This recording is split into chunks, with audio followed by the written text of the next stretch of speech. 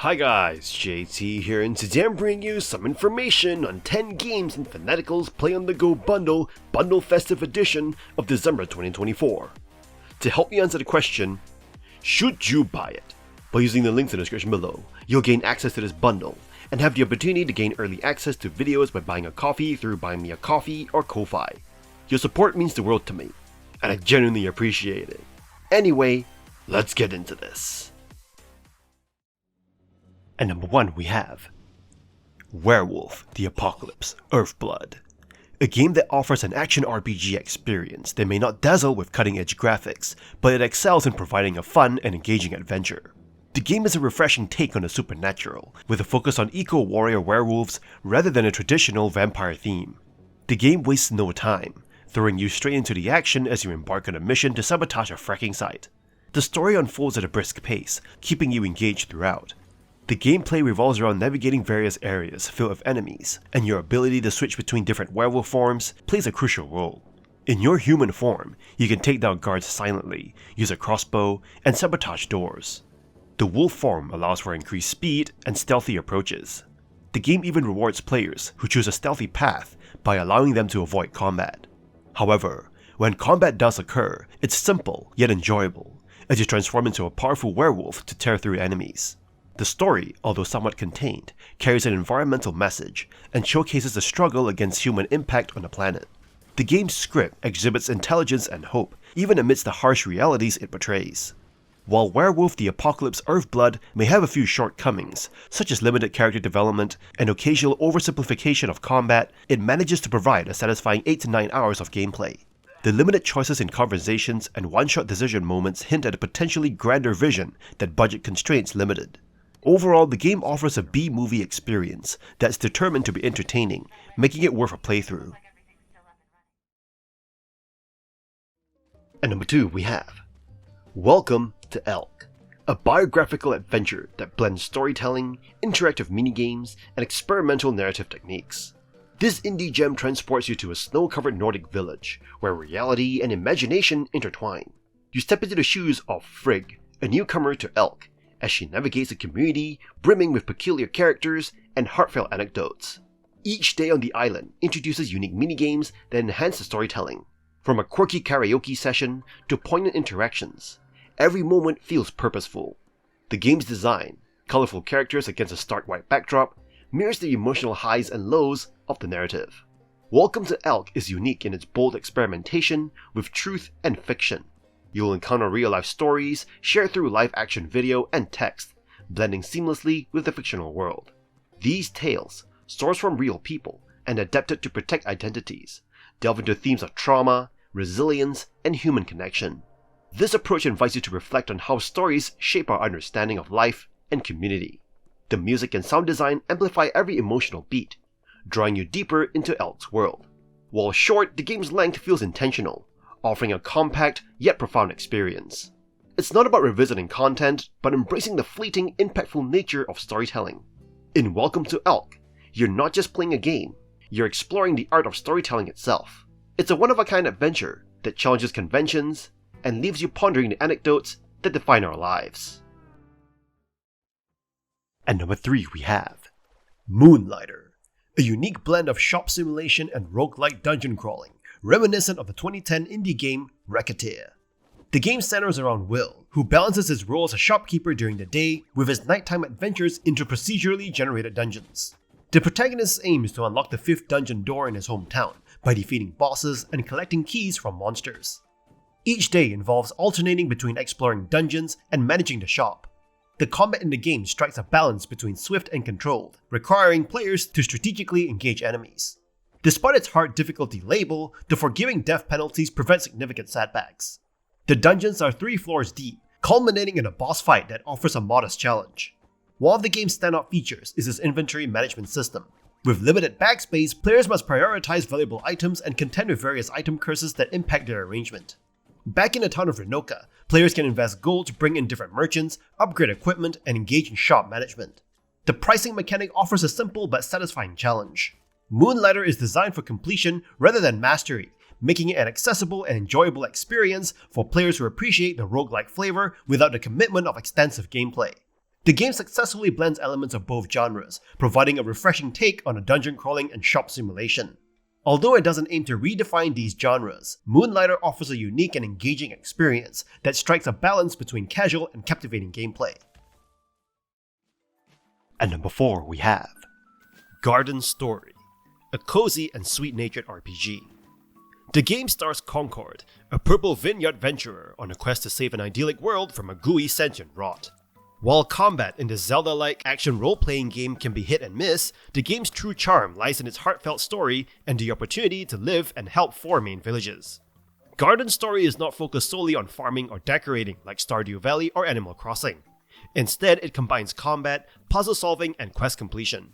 Players can progress through the story or take their time to build relationships with the villagers and contribute to the village's growth and prosperity. The game's presentation is visually appealing, with detailed environments and unique animations. The soundtrack adds to the immersive experience with its layers of fluty, folksy tunes.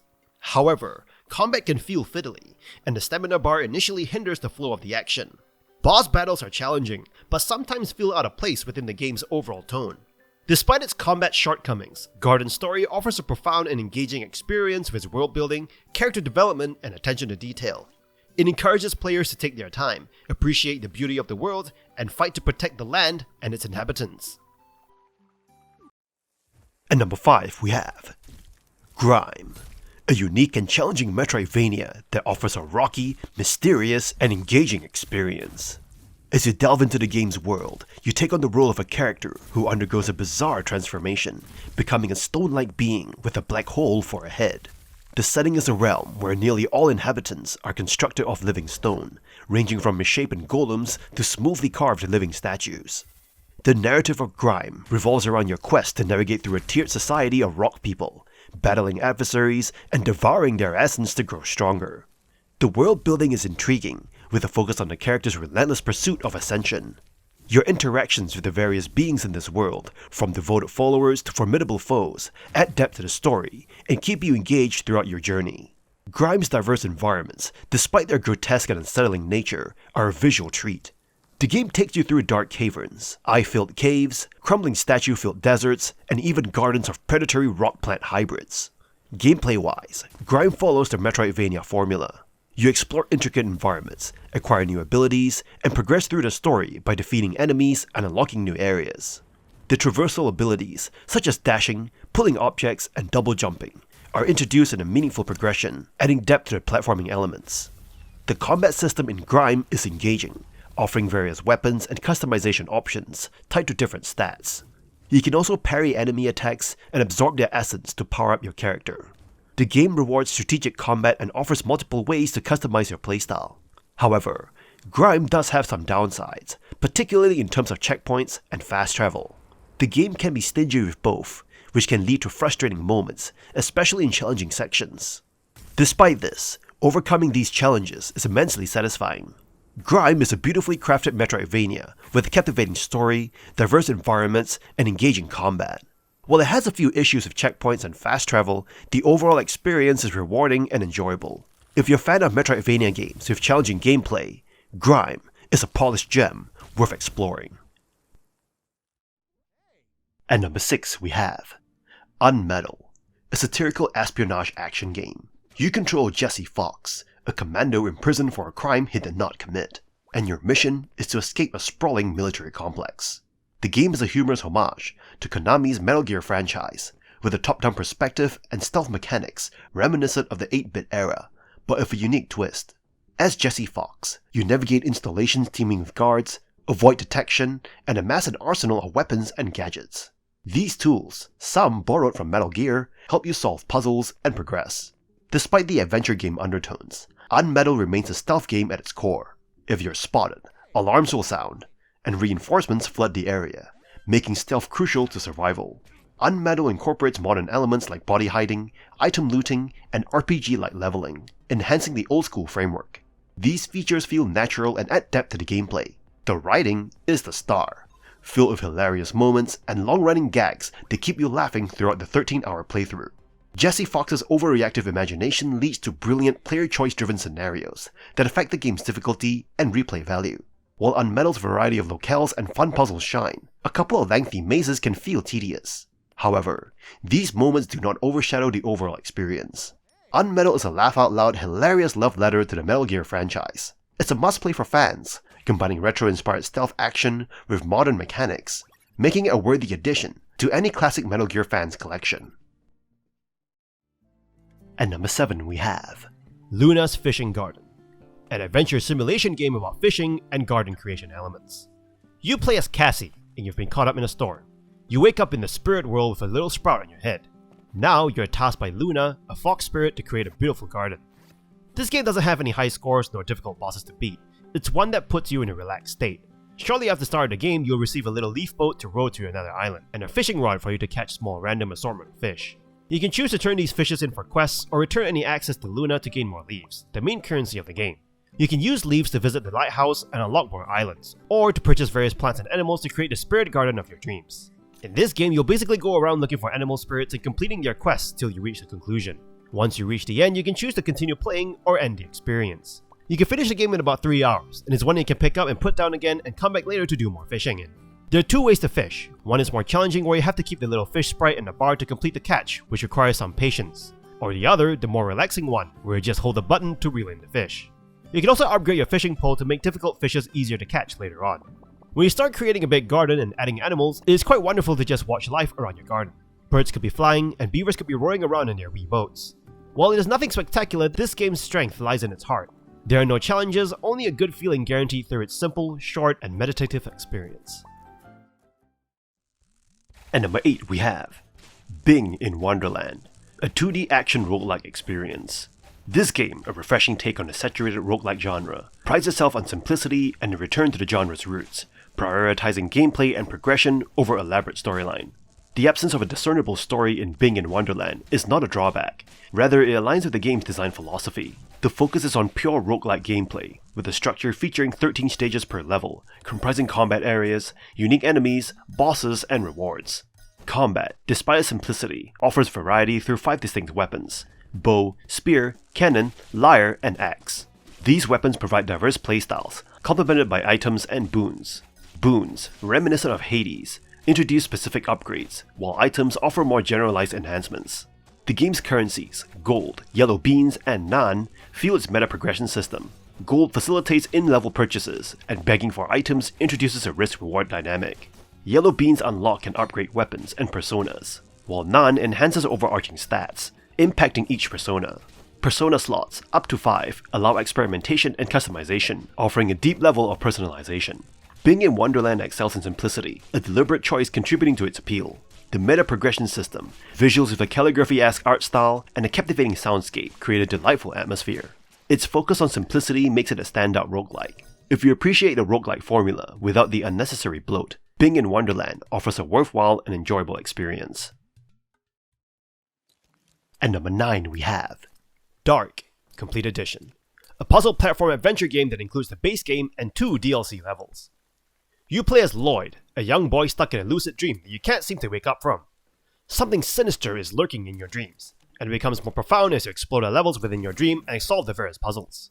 Your dreams start becoming nightmares. Every time you complete a level, you wake up in your room. When you lay back down to sleep, your body starts to float into the air as you enter the next level. It will make you question if you were even ever awake, or were you always asleep. The story doesn't clearly tell you this, and it could be frustrating, but like most dreams in real life, it's up to your interpretation as to what they are. DARQ offers 6 varied levels and 2 additional DLC levels, with plenty of unique puzzles to solve. You'll explore the world for items, and use them or combine them for a solution. Items you find will most likely be used to set up actual puzzles. None of them are extremely hard nor frustrating, but they're also no walk in the park. The dream setting allows for some crazy things to happen when you flip various switches, like allowing you to walk on walls or ceilings. Decapitating your own head to control separately while activating switches of puzzles at the same time with your body is an awesome mechanic. The short length of the game also meant that the various puzzles and levels never overstay their welcome. Monsters that you encounter are not grotesque looking nor disgusting, but they do offer enough tension that you do not want to be caught by them. Each level and puzzle has their own unique look and designs, keeping each of them fresh to play through. This game offers unique puzzles and mechanics within the macabre theme. The experience is seamless and will have you play it all the way through to its conclusion. At number 10 we have Super Catboy, a delightful 2D platformer that adds a regular domesticated cat to the roster of animal-inspired video game characters. In this game, you play as Super Catboy, a feline with some impressive abilities thanks to the experiments of a mad scientist and the help of Weapon Girl. Your mission is to escape confinement and thwart your captor's nefarious plans, which conveniently align with Weapon Girl's goals. While at its core, Super Catboy is a traditional 2D platformer, it introduces a run-and-gun element by incorporating guns into the gameplay. You'll navigate levels, collect coins, and face off against a dog army while avoiding traps and hazards. You can use your paws for close combat, but having ammo allows you to take out enemies from a distance. The game offers various firearms, but one minor drawback is that if you perform certain actions while holding a special weapon, you drop it on the floor, which can disrupt the flow of the game. Super Catboy boasts charming visuals and an enjoyable soundtrack that adds to its nostalgic appeal. Despite some difficulty spikes and minor control issues, the game offers a few hours of fun. It successfully captures the essence of classic platformers from the past. While it may not be a lengthy gaming experience, Super Catboy provides an instantly likable protagonist, making it a worthwhile addition to your gaming library. Despite some frustrations, the game manages to keep a smile on your face throughout your adventure. Who doesn't like the cute little cats? And that's all for this bundle. This bundle delivers an eclectic mix of indie gems at an unbeatable price, making it a fantastic option for value hunters and collectors alike. Whether you're intrigued by the narrative depth of Welcome to Elk, the cerebral challenges of Filament, or the artistry of Behind the Frame, there's something here to captivate every taste. With its diversity of genres and highly affordable price tag, this bundle strikes a perfect balance between variety and quality, ensuring hours of engaging gameplay without breaking the bank.